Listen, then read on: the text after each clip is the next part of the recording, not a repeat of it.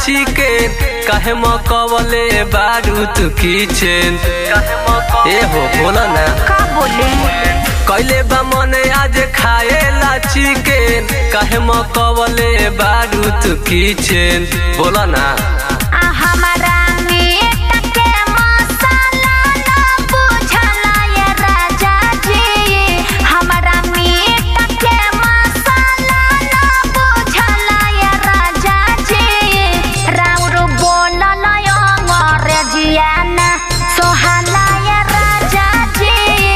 राउर बोलल अंग्रेजिया ना सोहला ये राजा जी राउर बोलल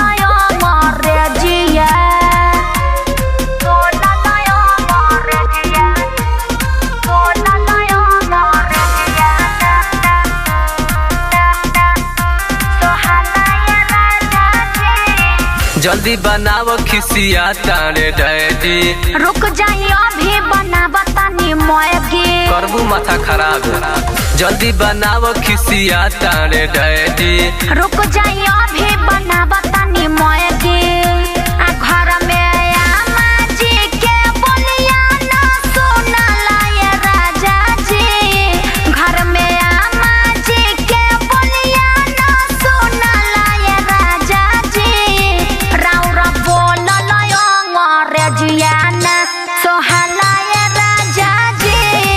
राउर बोलल अंग्रेजिया ना सोहला ये राजा जी राउर बोलल अंग्रेजिया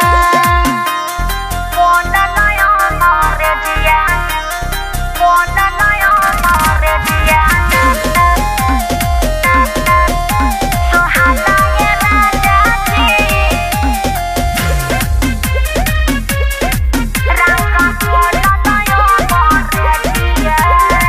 निमन से भूंज दीह गोरी करे जी प्रेमी प्रयाग बोली हकवा के जी अरे 2 kg हो निमन से भूंज दीह गोरी करे जी प्रेमी प्रयाग बोली हकवा के जी